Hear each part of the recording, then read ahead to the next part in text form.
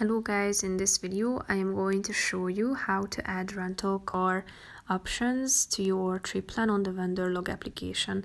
But first I just want to mention, don't forget to subscribe to my channel because at 10,000 subscribers I am going to show you my whole YouTube revenue statistics and growth strategy, how to make money online. Now let's jump into it. First of all, open the app on your phone. Then click on the profile button down below in the right side corner of the screen. Select your trip in the trip plans section. Tap on overview and then you should scroll down to the reservations and attachment section and then click on other. Tap on rental cars down below. Tap on enter a city or airport and enter a city or an airport. And then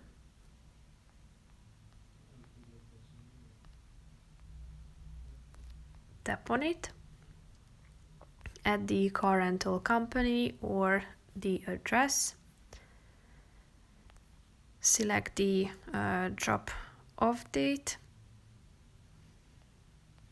and then it will be added to the rental cars section. Here it appears. You can add another rental car option by tapping on the plus icon below. That's pretty much it for this video, guys. See you in the next one. Bye bye.